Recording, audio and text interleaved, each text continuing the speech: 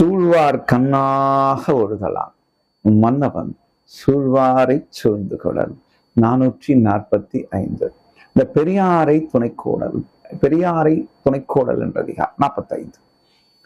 ஒரு ஆட்சியாளன் எப்படி இருக்கணும், தன்னை சுற்றி இருப்பவர்களை எப்படி பார்க்க வேண்டும் அப்படின்னா, தன்னை சுற்றி அமைச்சுக்கிற அமைச்சர்களோ அல்லது அதிகாரிகளோ கண் போன்று இருக்க வேண்டும். இப்ப கண் என்ன ஒளி கொடுக்கும் இல்லையா? இப்போ இவனை வழி நடத்துதல், இப்போ ஒரு ஆட்சியாளனை வழி நடத்துதல் என்பது ஒரு நாட்டையே வழி நடத்துதல். அப்போ அங்க இருக்கவங்க எல்லாம் பயந்து பேசக்கூடாது. எது அறமோ அது அவனுக்கு அறிவுறுத்த வேண்டும், நெறிவுடுத்துபவர்களாக இருக்க வேண்டும். சூழ்வார் கண்ணா, இப்படிப்பட்டவர்களை எல்லாம் தன் கண்போன்று ஒழுக வேண்டியது அவனுடைய கடமை. சூழ்வார் கண்ணாக ஒழுகலான். அப்படிப்பட்டவர்களை மன்னவன் அவர்களை அரவணைத்து ஆட்சி செய்ய வேண்டும், அவர்களை அறிவுறுத்தி கொள்ள வேண்டும், அவர்கள் சொற்களை வேதங்களாக கேட்க வேண்டும். ஏன்னா அவையெல்லாம் அறநெறிகள். இல்லை என்றால் அதெல்லாம் அறப்பிறழ்வுகளாக மாறி அவனை தப்பிதமான பாதைக்கிட்டு சென்றுவிடும்.